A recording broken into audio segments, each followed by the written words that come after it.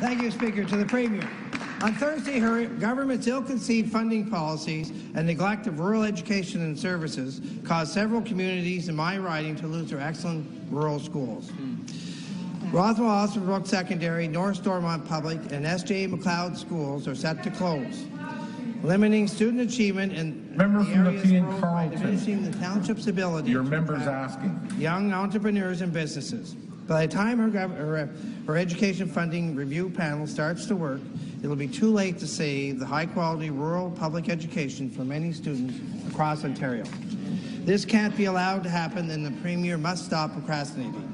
Will this Premier show some integrity and some common sense, put an immediate moratorium in school closures in Ontario until a full review of all provincial services in small, urban, and rural Ontario is completed, including education, and the appropriate funding formula established? Thank you.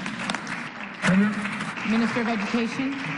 Of Education. Thank you, Speaker, and I'm very pleased to rise and to speak about the investments that we're making in rural schools because, Mr. Speaker, we know that schools play a vital role in the social fabric that ties our communities together, Mr. Speaker. And the member opposite knows I've visited a number of schools in his area to talk about this specific issue because we want to ensure that our schools are providing, Mr. Speaker, the best possible education to our students in rural communities. And when school boards have to make a decision that involves the closure of a school, Mr. Speaker, that's a very difficult decision that the school board has to make. And they do that with the input from all parts of that school community, Mr. Speaker, including community members and parents, as well as with their local municipality and other organizations in that community, Mr. Speaker. And I will speak very specifically to the members' area in the Supplementary, the member from Leeds Grenville. Back to the Premier. Speaker, on the eve of closing 7 or 1 in 4 elementary schools in Leeds Grenville, the Education Minister told the Upper Canada trustees she was proud of them. That's right. She was proud they were about to devastate those who fought so hard to keep those rural schools open. You know who I'm proud of, Speaker?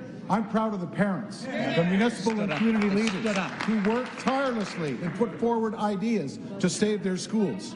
But they never had a chance. The board was never serious about working with these communities. Speaker, does the Premier agree closing this many schools is bad for rural education, and will she now admit that a moratorium is the only way to save rural schools?